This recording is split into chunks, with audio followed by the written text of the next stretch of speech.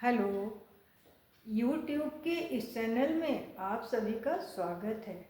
आज का विषय है जनसंचार माध्यम। जनसंचार दो शब्दों के मेल से बना हुआ है, जन और संचार। मास कम्युनिकेशन, मास यानी समुदाय या समूह, और संचार यानी संदेशों को पहुंचाना।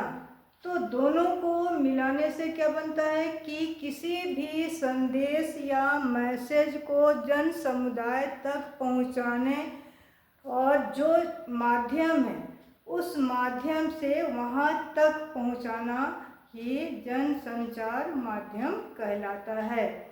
अब हम लोग ये जानेंगे कि संचार और जनसंचार में क्या अंतर है। पिछली वीडियो में हम लोगों ने संचार के बारे में पढ़ा था। तो यदि घर में किसी एक को कोई संदेश बताया जाता है तो उसे संचार कहा जाता है, और उसी मैसेज या संदेश को समूह में लाखों करोड़ों जनता तक पहुंचाया जाता है तो उसे जन संचार कहा जाता है। अब ये संदेश किसके माध्यम से जनता तक पहुंचाई जाती है, तो उसके 4 तत्व हैं। वे 4 तत्व कौन कौन से हैं?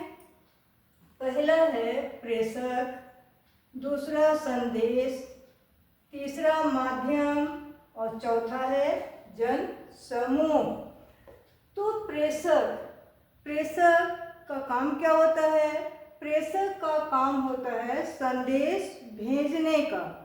तो ये संदेश जनता तक कौन भेजता है? ये संदेश भेजने वाले को हम लोग रिपोर्टर या एंकर कहते हैं। क्लियर? रिपोर्टर या एंकर ही मैसेज या संदेश जिसे हम लोग कहते हैं वो जन समुदाय तक भेजने का काम करते हैं। अब दूसरा जो होता है संदेश, मैसेज, तो उस संदेश में क्या कहा जा रहा है, ये होता है। नंबर 3 जो है माध्यम। तो ये संदेश को जन समुदाय तक किन माध्यम से पहुंचाया जाता है, तो वो माध्यम कौन कौन से हैं?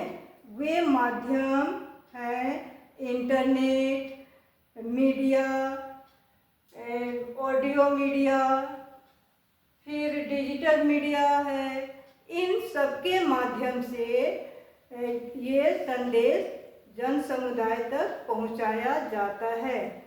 अब ये जन समुदाय तक पहुंचाने का जो कार्य करते हैं उसे ही हम लोग जन संचार माध्यम कहते हैं। क्लियर हुआ? तो ये माध्यम हमारा क्या क्या है? टीवी है, टेलीविज़न, मोबाइल है, पत्र पत्रिका है, डिजिटल में अभी यूट्यूब है, सोशल मीडिया है। तो ये सभी चीज़ों का लोग क्या करते हैं, प्रयोग में लाते हैं और संदेश जन समुदाय तक उसके माध्यम से पहुंचता है। क्लियर? तो ये हमारा क्या हो गया, 4 तत्व हैं। ये किसके तत्व हैं? जन संचार माध्यम के ये तत्व हैं। क्लियर? अब हम लोग ये देखेंगे कि ये जो माध्यम, जन संचार माध्यम के माध्यम कौन कौन सा है, किन किन माध्यम से ये संदेश जनता तक या आम जनता तक पहुंचता है। तो उसमें पहला क्या है? Print media. प्रिंट मीडिया के अंतर्गत क्या क्या आते हैं?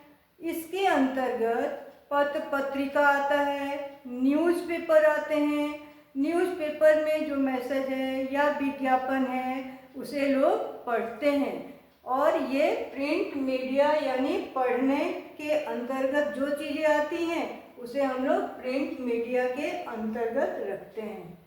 नेक्स्ट जो है ऑडियो मीडिया। ये क्या है? इसे हम लोग सुनते हैं। तो पहले समय में क्या था, ये सुनने का काम हम लोग कहाँ करते थे, कैसे करते थे? ये रेडियो के माध्यम से करते थे।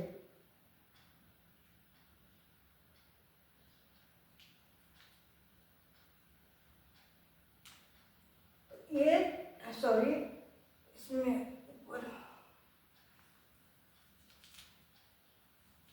यहाँ पर होगा रेडियो।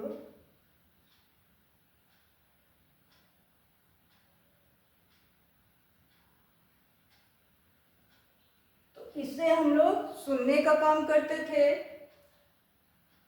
उसके बाद धीरे धीरे संचार में क्या हुआ, परिवर्तन हुआ, विकास हुआ, और फिर क्या आ गया, रेडियो का जगह किसने ले लिया, टेलीविजन।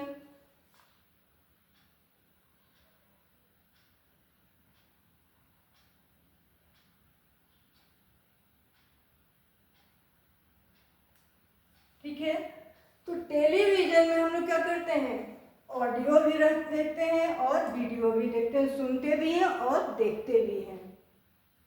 तो यहाँ संचार में भी क्या हो गया, परिवर्तन हुआ।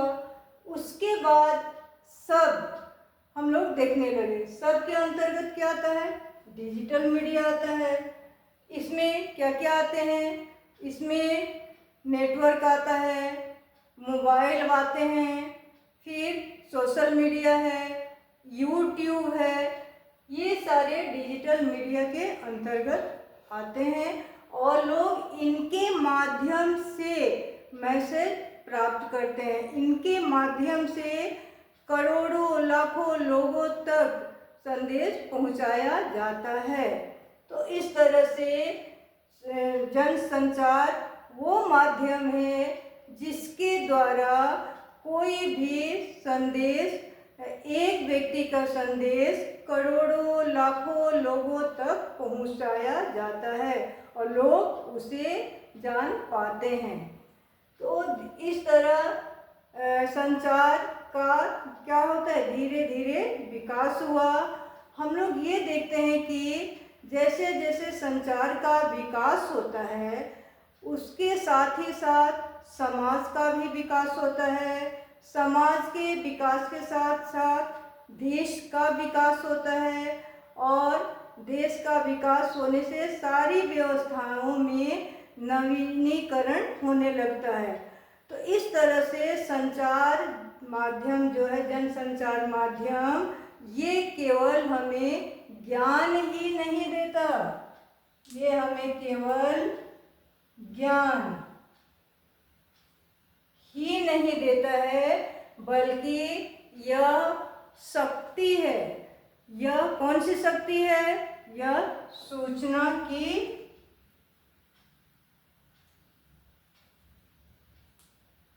शक्ति है।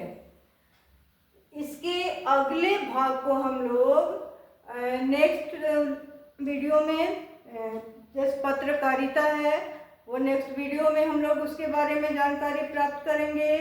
वीडियो को आप लोग लाइक, शेयर, सब्सक्राइब करना नहीं भूलेंगे और इसे अधिक से अधिक अपने दोस्तों में भी शेयर करेंगे।